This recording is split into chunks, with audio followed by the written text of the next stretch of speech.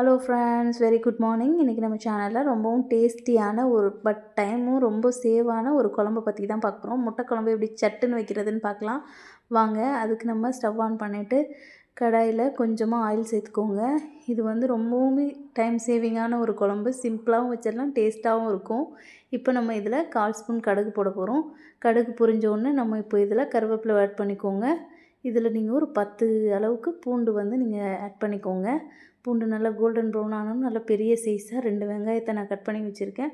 அதையுமே அதில் சேர்த்து நல்லா வதக்கி விட்டுடுங்க. இது ஒரு 4 பேர் சாப்பிட்ற அளவுக்கு போதுமானதாக இருக்கும்.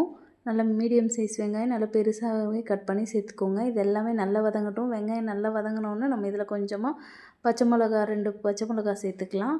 கொஞ்சமாக உப்பு சேர்த்துக்கோங்க. கொஞ்சமாக மஞ்சள் பொடி சேர்த்து நல்லா நம்ம இதை வதக்கி விட போகிறோம்.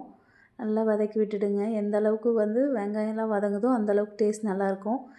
நாம் இப்போ ஒரு 5 தக்காளி அளவுக்கு நான் கட் பண்ணி எடுத்திருக்கேன். அதையுமே அதில் சேர்த்து நல்லா வதக்கி விட்டுடுங்க. தக்காளியும் நல்லா வதங்கணும்.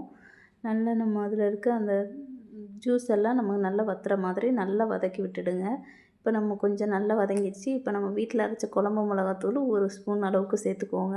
உங்களுக்கு காரம் வேணும்னா எக்ஸ்ட்ரா சேர்த்துக்கோங்க. ஆனால் காரம் கம்மியாக இருந்தாலுமே இந்த குழம்பு ரொம்பவுமே ருசியாக இருக்கும். இப்போ நீங்கள் இதில் வாட்டர் ஆட் பண்ணிவிடுங்க.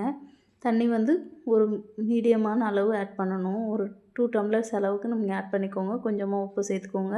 நல்லா கொதித்து வர டைமில் நான் நெத்திலி கருவாடு வாஷ் பண்ணி எடுத்து வச்சுருக்கேன். அதையுமே அதில் ஆட் பண்ணிவிடுங்க.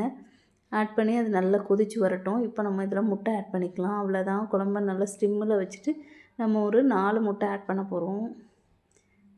இந்த மாதிரி முட்டையை ஃபுல்லாக உடையாமல் அப்படியே ஃபுல்லாக ஆட் பண்ணிக்கோங்க. அவ்வளோதான். இது லோ ஃப்ளேமில் வச்சு நீங்கள் முட்டையை ஆட் பண்ணுங்கள். லோ ஃப்ளேமில் வச்சு முட்டையை ஆட் பண்ணி முட்டை நல்லா வெந்தோடனே நம்மளோட சூப்பரான டேஸ்டியான சட்டுன்னு செய்கிற முட்டை குழம்பு ரெடி ஆயிரும். நீங்களும் வீட்டில் செஞ்சு பாருங்கள். தேங்க்யூ. பாய் பாய்.